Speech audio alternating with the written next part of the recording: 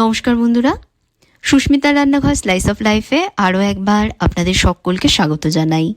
খুব সহজ উপকরণে তৈরি চিংড়ি মাছ দিয়ে আলু ঝিঙের তরকারি আজ বানিয়ে দেখাবো। গরম ভাতের সাথে এর স্বাদ সত্যিই অতুলনীয়। এই রেসিপি ঘরে তৈরি করলেই পরিবারের সবাই দেখবেন আঙুল চেটে খাবে। রান্নাটা করবার জন্য প্রথমে আমি একটা কড়াইতে হাফ কাপ চিনে বাদাম নিয়ে বাদামগুলোকে ড্রাই রোস্ট করে নেব। বাদামের গায়ে হালকা রং না আসা অবধি ভেজে নিতে হবে। বাদামগুলো আমার ভাজা হয়ে গেছে, বাদামের গায়ে দেখুন ভাজা রং এসে গেছে। এখন দিয়ে দিচ্ছি এর মধ্যে 2 টেবিল চামচ সাদা তিল। তিল দেবার পর এগুলোকেও বাদামের সাথে একটু ভেজে নেব। তিল ভাজতে যেহেতু খুব বেশি সময় লাগে না, তাই বাদামগুলো আগে ভেজে নিয়ে তারপর এর মধ্যে তিল দিয়ে ভেজে নিচ্ছি। সাদা তিলের রং হালকা একটু বাদামি না হওয়া পর্যন্ত ভাজতে হবে। এরকম বাদামি হয়ে গেলে এগুলোকে কড়াই থেকে অন্য একটা পাত্রে নামিয়ে নেব। কড়াইতে রেখে দেবেন না, তাহলে কিন্তু পুড়ে যাবে। একটু ঠান্ডা হলে একটা গ্রাইন্ডার জারের মধ্যে এখন এগুলোকে ট্রান্সফার করে নিচ্ছি। এর মধ্যে দিয়ে দিচ্ছি 1 টেবিল চামচ পোস্ত দানা। বন্ধুরা, শুধু বাদাম আর তিল দিয়েও রান্নাটা করা যাবে, তবে এর সাথে একটু পোস্ত দিলে স্বাদটা আরও বাড়বে। এর মধ্যে দিচ্ছি 2টো কাঁচা লঙ্কা। এবার এগুলোকে শুকনো অবস্থায় প্রথমে গুঁড়ো করে নেব। শুকনো অবস্থায় গুঁড়ো করলে তিল আর পোস্ত দেখবেন সহজেই গুঁড়ো হয়ে যাবে। তারপর এর মধ্যে প্রয়োজন মতন জল দিয়ে একদম মিহি করে এগুলোকে বেটে নেব।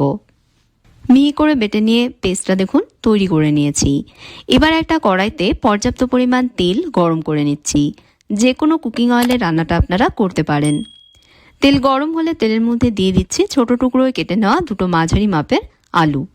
যেভাবে তরকারির আলু কাটে ঠিক সেভাবে আলুগুলোকে কেটে নিয়েছি। আলুর মধ্যে অল্প নুন দিয়ে এখন আলুগুলোকে ভেজে নিচ্ছি। আলুতে হালকা সোনালি রং না আসা পর্যন্ত আলুগুলো ভাজবো। তো দেখুন বন্ধুরা, সোনালি রং করে আলুগুলো ভাজা হয়ে গেছে। এবার কড়াইয়ের একটা সাইডে আলুর টুকরোগুলো সরিয়ে দিয়ে এর মধ্যে ফোড়নে দিয়ে দিচ্ছি হাফ চামচ কালো জিরে আর 4-5টা চেরা কাঁচা লঙ্কা। কয়েক সেকেন্ড ফোড়নটা একটু ভেজে নেব। কয়েক সেকেন্ড ফোড়নটা ভেজে নিয়েই দিয়ে দিচ্ছে এর মধ্যে একটা মাঝারি মাপের পেঁয়াজ কুচি। এবার আলুর সাথে পেঁয়াজও ভেজে নেব। একদম লাল করে ভাজতে হবে না, পেঁয়াজ একটু নরম হয়ে মজে না আসা পর্যন্ত ভেজে নিতে হবে। পেঁয়াজ দেখুন আমার ভাজা হয়ে গেছে। এখন দিয়ে দেবো এর মধ্যে 150 গ্রাম চিংড়ি মাছ। ছোট বা বড় যে কোনো সাইজের চিংড়ি মাছ এর মধ্যে দিতে পারেন। মাছগুলো দেবার পর এর মধ্যে দেব একটু নুন আর হাফ চামচ দিয়ে দেব হলুদ গুঁড়ো। এবার মাছগুলোকেও এর সাথে একটু ভেজে নেব।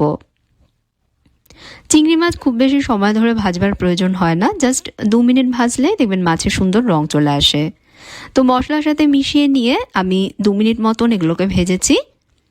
মাছগুলো আমার ভাজা হয়ে গেছে। এখন দিয়ে দেবো এর মধ্যে মাঝারি টুকরোয় কেটে রাখা 2টো ঝিঙে। এভাবে আমি ঝিঙের খোসা ছাড়িয়ে নিয়ে মাঝারি টুকরোয় ঝিঙেগুলোকে কেটে নিয়েছি। এর মধ্যে দিয়ে দিচ্ছি হাফ চামচ কাশ্মীরি লঙ্কা গুঁড়ো। এবার সব মিশিয়ে নিয়ে ঝিঙে নরম না হওয়া পর্যন্ত কড়াইটা ঢাকা চাপা দিয়ে লো মিডিয়াম আঁচে রান্না করব।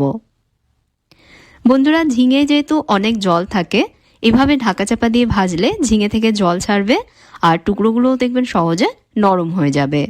তবে মাঝে মাঝে কড়াইয়ের ঢাকা সরিয়ে সব অবশ্যই কিন্তু একটু মিশিয়ে দিতে হবে। মিশিয়ে দিয়ে আবারও ঢাকা দিয়ে রান্না করতে হবে।